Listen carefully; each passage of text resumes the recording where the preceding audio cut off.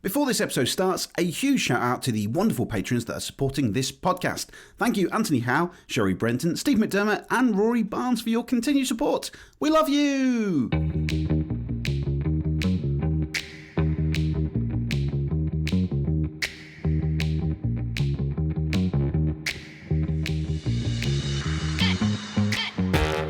Hello friends and welcome to another episode of the Unlocked Podcast, the podcast that is designed to inspire you to be the best version of yourself and to create magical experiences.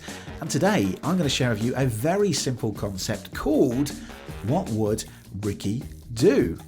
Yes, now for fans out there, you may think that this may sound like what would Jesus do? And it is kind of in that concept. But bear with me and stick with me. This is a very simple and profound concept called What Would Ricky Do? Now, obviously, you would input your name, not Ricky. You could think of me if you like, what would Ricky do? But input your own name. It could be Anthony, Julie, Jack, I don't know, whoever you are.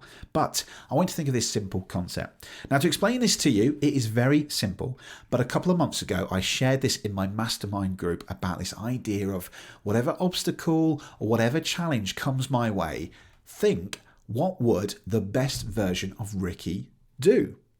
So I'm going to explain this concept to you. It's very simple. It is inspired by a great book called Essential by the Minimalists. If you haven't seen it already, head over to Netflix. They have a wonderful documentary. It came out on the 1st of January 2021, I think it was.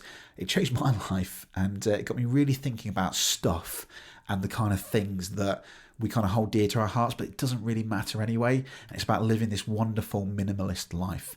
I'll do a little review, I think, of it eventually, or of the book. But it is inspired by one of their essays from their blogs. They've got a book called Essential, and this was a concept that was in that book. And so basically, I'll read the part from the book. And it was about her friend, so Joshua Fields Milburn, who is the author. He talked about this idea that he was with a friend, and the friend was in their local grocer's checkout line, fumbling with their wallet zipper, preparing to make an impulse purchase. And then, suspended in the queue, she was given time to question the item she was about to buy, and she pondered the item carefully and asked herself a question: what would Joshua do? Which is the author. And then she started to think, well, do I really need this? Now, I was kind of inspired by this wonderful short paragraph. It is based on the What Would Jesus Do bracelets. If anybody remembers, they were very, very popular in the 90s, and they used that as an idea to avoid compulsory consumption. Now, for me, I'm thinking about, well, actually, couldn't we use this idea anytime that you were challenged with an obstacle? So, what would the best version of Ricky do? Now, to give you an idea of this, there was a situation that happened to me a few months ago, an amazing opportunity to work with someone. It was quite an expensive thing. I didn't quite have the funds to actually pay for it. And I just thought, well, you know what? I can't really afford it. So I said no. I kind of pissed and moaned about it. And then actually, when I was thought about it, I probably could have just actually scraped by and actually found the investment to do it. Probably worked a little bit harder and thinking that I can't afford it really. And I actually thought, well, actually, let's reflect here and just think about actually, what would the best version of Ricky do? Now, when I say that, I mean future Ricky. So future Ricky, my dream is to be an international speaker and TED talker. And I started to think about, okay, well, what would future Ricky look like? Let's say Ricky is now an international speaker, a famous person, a TED talker, whatever that might look like. What are the characteristics of that future Ricky? Would he be late? Would he be a risk taker? Would he seize opportunities, carpe diem and all that? And I actually thought, well, I think he would, yeah. So then when I started to think about, in this situation, an amazing opportunity, it's quite expensive. Can I quite do it? I'm not sure. But actually, what would the best version of Ricky do? He would take that opportunity. He would carpe diem that. He would seize the day and he would say, this is a wonderful opportunity. It's not spending, it's investing. Now, in my brain at the time, I was thinking, I can't do this, right? Now, here's the interesting thing. When you speak the words can't, it has been shown to make you physically weaker. If you say something, I can't do that, you get this sense of just feeling a bit rubbish. There is something called kinesiology that Jack Canfield talks about a lot, which is really, really wonderful, about programming yourself with positive thoughts and affirmations. But if you actually say the words can't, it has been shown to make you physically weaker when you think them. Now, you probably will imagine that when I had that wonderful opportunity, in my head I said, I can't afford that. And I felt rubbish. But then when I stopped to think and go, actually, well, what would Ricky do? Okay, future Ricky is going to be an international speaker. He's going to be a busy man, but he's probably going to want to take these wonderful opportunities. He'll be a risk taker because that's where we want to go into success. And I actually did do the opportunity. I actually got out of my own way, started to think of what would Ricky do, and I actually did it. And it paid off because, lo and behold, I found the money for it. I got some work come in, and then what happened was I found some work and then just kind of repaid that straight away within like a week. Now, because of doing that opportunity, it then opened the doors for other avenues. Now, I would think in hindsight, if I went back to that point and I didn't make that decision to do that, then what would have happened? But the reason I'm saying this to people is to think about if an obstacle comes up in your way, or if a challenge comes your way and you're not quite sure how to tackle it, I would ask you that question to think about, would the best version of yourself, what would they do in that situation? So, for example, if you're worrying about writing an email or writing something, would the best version of you put off writing that email? Would the best version of you sleep an extra hour and skip the gym?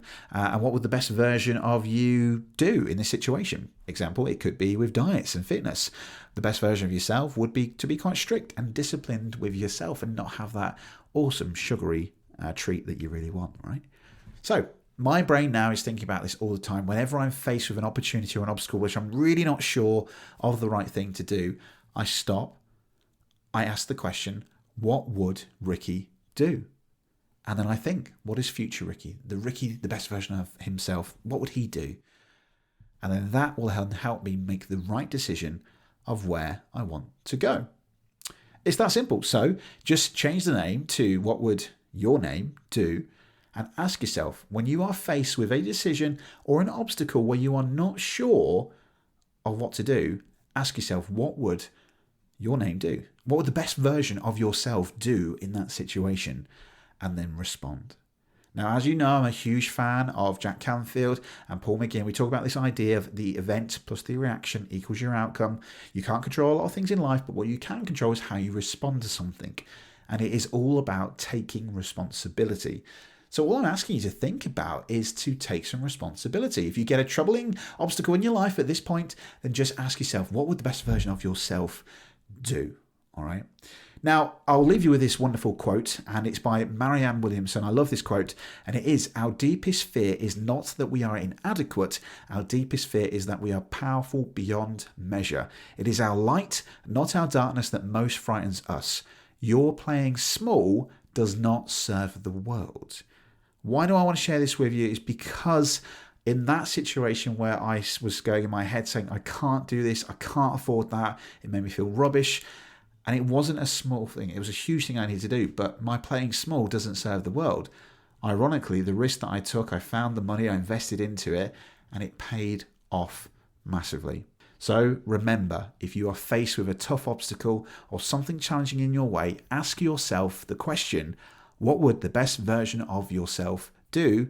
And just say, what would Ricky do? Well, your name. And remember, one of the greatest differences between successful people and those who would merely like to be is how they respond to the events and opportunities in their life. So just ask yourself that question, what would you do, the best version of yourself? So there we go. Thank you for listening to this episode. I hope you enjoyed it. It's a bit of a shorter episode. I really love this idea. It's a fantastic question. So start thinking about it. And the last thing that is mentioned in the book is perhaps this question, when employed habitually, will change our priorities. But it's certainly a question that we need to ask ourselves. So think about it. What would the best version of yourself do when you're facing that obstacle? Ask yourself, what would Ricky do, or you? As always, a huge thank you for your continued support, but a huge shout out to the patrons of this podcast, Anthony Howe, Sherry Brenton, Steve McDermott and Rory Barnes. Thank you for your support. And if you would like to become a patron of this podcast, head to the show notes. There is a link and you can find out how to get exclusive access, early access to the podcast, live hangouts with me and bonus content. Just head to the link in the show notes. Once again, thank you for your continued support, and if you did love this podcast, then head over to Apple Podcasts and leave a review. It will help this podcast get shared to more people. Thank you for your continued support, take care, and I will see you on the next episode of Unlocked.